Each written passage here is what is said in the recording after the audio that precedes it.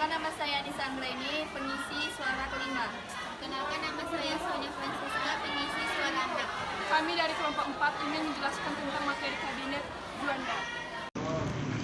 Pengertian Kabinet de Juanda. Kabinet de Juanda atau karya 9 April 1957 sampai 10 Juli 1959 adalah salah satu kabinet yang ada pada masa pemerintahan parlementer.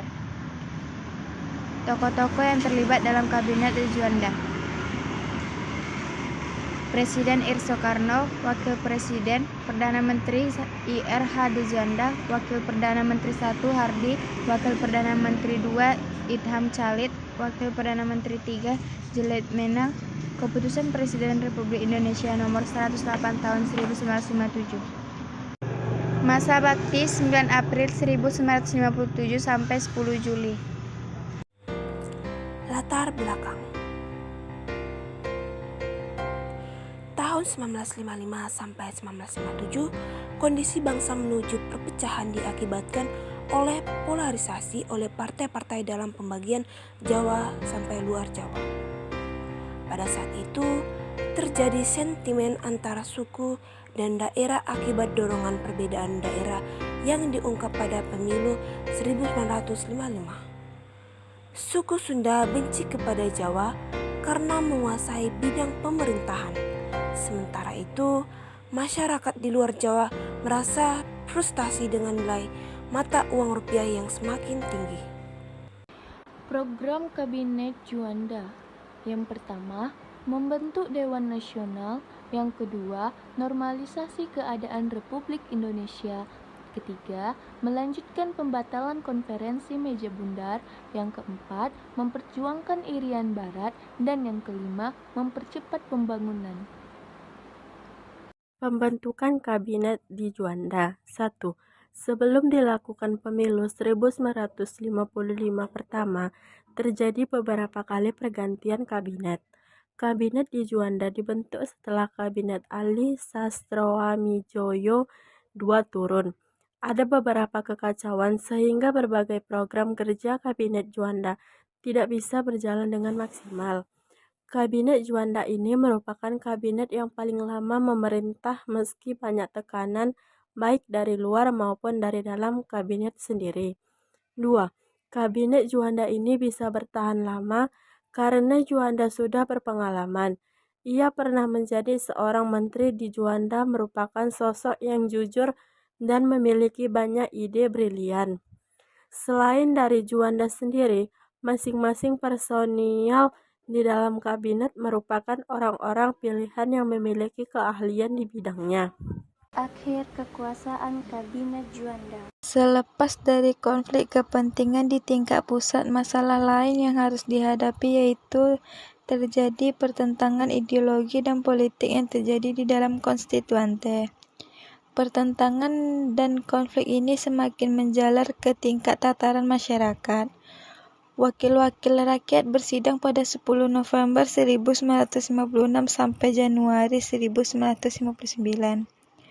Konflik ini cukup menyita energi seluruh elemen, mulai dari konstituante, pers, dan juga masyarakat secara luas. Pertentangan ini terjadi selama 2,5 tahun. Kemudian Bung Karno muncul dengan membawa konsepnya yang kemudian disusul dengan gagasan demokrasi terpimpin. Namun masalah belum diselesaikan karena kebingungan dengan cara apa yang akan digunakan untuk melaksanakan demokrasi terpimpin. Singkat cerita, PM Juanda kemudian menyimpulkan bahwa demokrasi terpimpin harus dilaksanakan dalam rangka untuk kembali pada Undang-Undang Dasar 1945. Ide ini kemudian disetujui oleh Presiden dan diajukan kepada Dewan Menteri 19 Februari 1959. Untuk merealisasikan gagasan yang telah disampaikan tersebut, maka Presiden Soekarno mengeluarkan dekret Presiden pada tanggal 5 Juli 1959.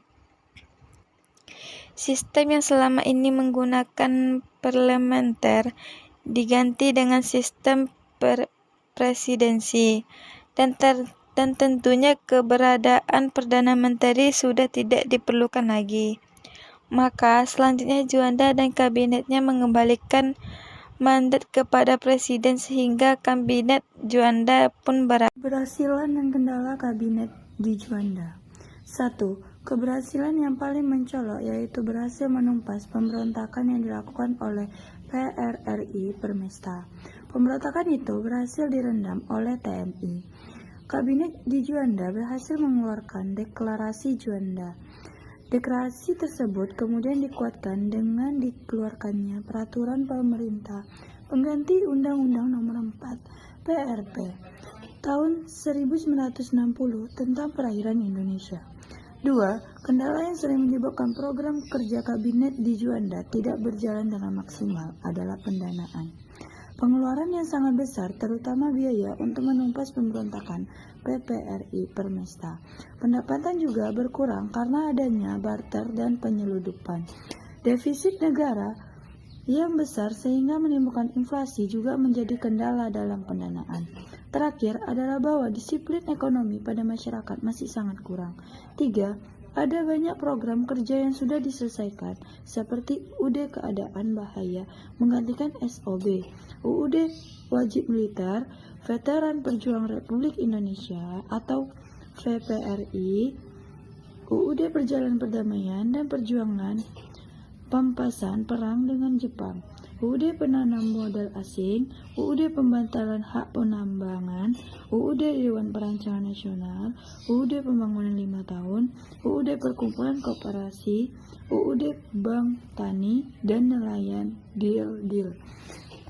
Sekian dari hasil penjelasan kami ucapkan terima kasih. Wassalamualaikum